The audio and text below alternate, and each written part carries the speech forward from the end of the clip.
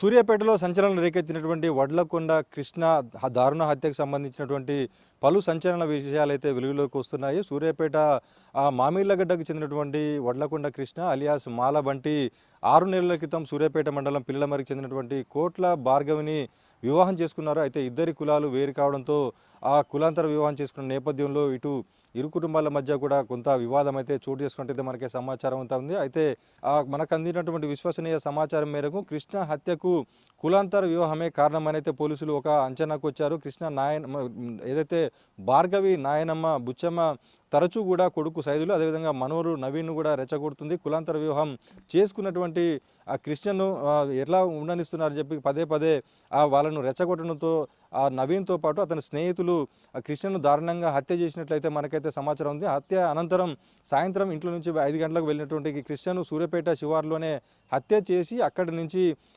సూర్యాపేట మండలం ఆత్మకూరేసి మండలం పాత సూర్యాపేటలో ఉన్నటువంటి నాయనమ్మ బుచ్చమ్మకు చంపినటువంటి కృష్ణ మృతదేహాన్ని చూపించి ఆమెతోని ప్రశంసలు తీసుకున్న తర్వాత అక్కడి నుంచి కారులో నల్గొండలో ఉన్నటువంటి వారి నవీన్కు ఉన్నటువంటి స్నేహితుని కూడా చూపించి మార్గం మధ్యలో దారిలో కృష్ణ మృతదేహాన్ని పడేసేందుకైతే ప్రయత్నాలు చేశారు. కానీ ఎక్కడ అలాంటి అవకాశాలు కల్పించకపోవడంతో తీవ్రకు తీసుకొచ్చి సూర్యాపేట మూసీ కెనాల్ వద్ద కృష్ణ మృతదేహాన్ని పడవేసినట్లయితే పోలీసులు అయితే ఒక అంచనాకు వచ్చినట్లయితే మనకైతే సమాచారం అవుతుంది. ఈ అంశానికి సంబంధించి కేసులో కృష్ణకు సంబంధించిన హత్య కేసులో భార్గవి నాయనమ్మ బుచ్చమ్మతో పాటు ఏదైతే హత్యకు పాల్పడ్డ నవీన్ అతని సోదరుడు మరో వ్యక్తితో పాటు మరో నలుగురిని కూడా పోలీసులు అదుపులోకి తీసుకొని విచారిస్తున్నట్టు తెలుస్తూ ఉంది. ఈరోజు సాయంత్రం 3 గంటల ప్రాంతంలో ఎస్పీ సన్ప్రీత్ సింగ్ అయితే వివరాలు వెల్లడించే అవకాశం ఉంది. కులాంతర వివాహం నేపథ్యంలో జరిగిన హత్యకు సంబంధించి పోలీసులు ఎలాంటి కేసులు నమోదు చేస్తారు, ఎలాంటి చర్యలు తీసుకుంటారో చూడాల్సి ఉంది.